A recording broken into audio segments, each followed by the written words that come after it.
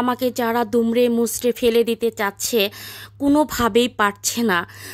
তারা আমার মুখের হাসি যারা কেড়ে নিতে চাচ্ছে কোনোভাবেই পাচ্ছে না। রাখে আল্লাহ মারেকে একটা কথা আছে না, আমি তবু কেন দাঁড়িয়ে আছি তাদের এটা অনেক কষ্ট।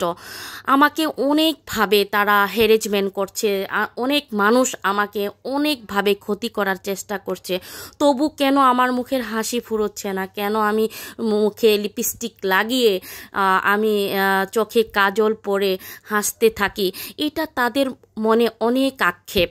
আজকে আপনাদের অনেক প্রশ্নের উত্তর আজকে দিব, আপনারা অবশ্যই পুরো ভিডিওটা দেখবেন। আপনারা অনেকে আমার ভালোবাসার মানুষ যারা আমার ভিডিও দেখেন তারা জানেন আমি অনেক অসুস্থ। তো অনেকের প্রশ্ন, আমার ফ্যামিলি বা আমার আপনজনদের প্রশ্ন যে আমাকে এত দুমড়ে মুচড়ে ফেলে দেওয়া হচ্ছে তবু কেন আমি হাসি। আগে বলি, আমি এই হসপিটালটাকে আমি অনেক ভয় পাই, যে জিনিসটাকে আমি ভয় পাই, এখানে আমার বারবার আসতে হয়। আপনারা জানেন আমি অনেক অসুস্থ, তারপরেও আমাকে এখানেই আসতে হয়। আমি চাই না আমি হসপিটালে আসি, তবুও আসি। তো আমাকে এই বাংলাদেশ স্পেশালিস্ট হসপিটালে আমি আসতেছি। আমার একটু ভয়েস দিতে প্রবলেম হচ্ছে, আমি একটু কথা বলতে আমার অনেক কষ্ট হচ্ছে, সত্যি কথা। আমি অনেক কষ্ট করে আপনাদের এই ভয়েসগুলো দিচ্ছি, আপনারা একটু সরি ক্ষমার দৃষ্টিতে দেখবেন। তো আমি হসপিটাল থেকে বের হয়ে যাচ্ছিলাম, কি সুন্দর অনেক দিন পরে বাইরে বের হচ্ছি।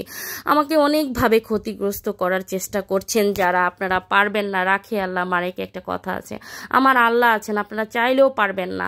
অনেকেই যাদের অনেক প্রশ্ন যে আমি যদি তো দুঃখেই থাকি, এত কষ্টেই থাকি, আমার এত কষ্ট তবু কেন আমি হাসি, আমি ভিডিও দিচ্ছি, আমি নাকি গান গাই, আমি নাচি, তবু এগুলো কিভাবে করছি।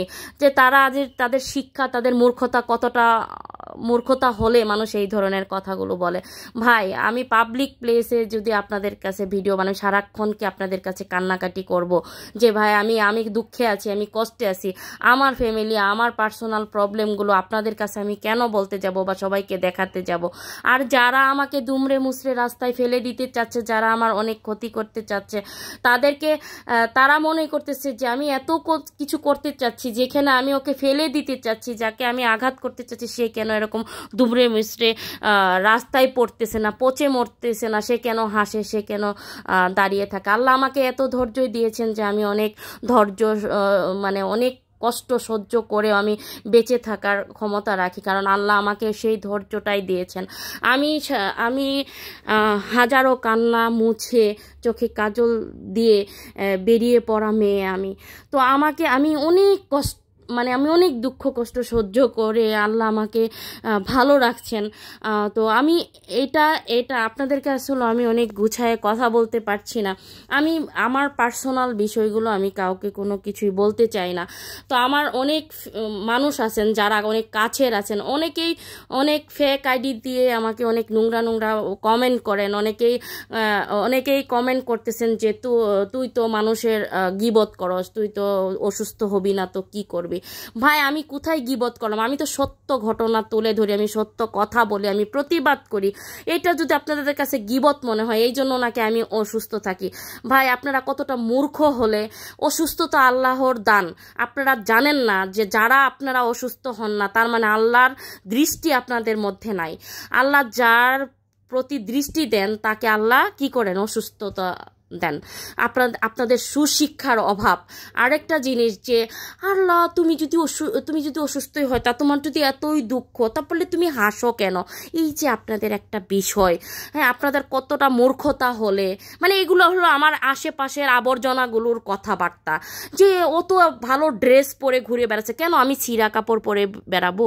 আমার ঘরের খাবার নাই, আমার ঘরে আমি না খেয়ে আছি, এটা আমি দর্শককে দেখায় বেড়াবো? রাস্তায় ঘুরে বেড়াবো যে আমি ছিঁড়া কাপড় পরে ঘুরে বেড়াই, আমার ঘরে খাবার নাই? এটা দেখাইলে কি তোদের মজা লাগতো? তখন তো তোরা হাসতি, তুই তো ফকিন্নি, তুই এমন, এটা হলে তোদের কাছে মজা লাগতো, তাই না? সরি টু সে, মানে আমাকে বলতে বাধ্য হলাম আজকে আমি।